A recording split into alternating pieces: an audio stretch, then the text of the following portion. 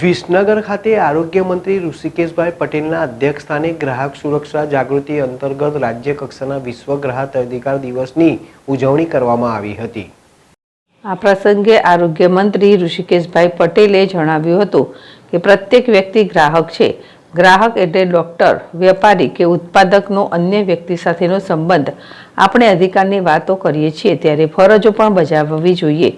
વેપારીઓએ પણ ગ્રાહકો માટે ઉત્પાદનોના પરિણામોની ચોકસાઈનું ધ્યાન રાખવું જોઈએ।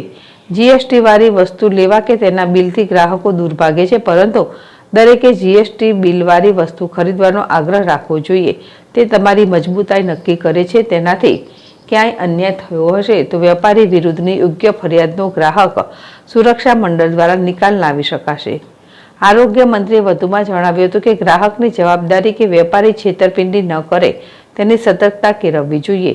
વેપારી અને ગ્રાહકનો પરસ્પરનો તાલમેલ રાખી વસ્તુઓની શુદ્ધતા રાખવી જોઈએ।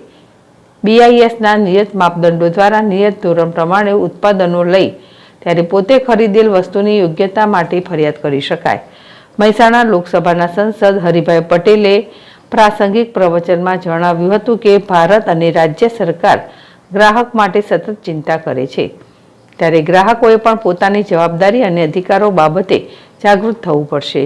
દરેક ઉત્પાદન પર હોલમાર્કનું નિશાન કરેલ છે કે કેમ, તેમજ સરકાર દ્વારા ઉત્પાદનની ગુણવત્તા, કિંમત, તેની વિગતો વગેરે માટે નિયત માપદંડો કરેલા છે, તેની ચકાસણી કરીને ખરીદી કરવી જોઈએ।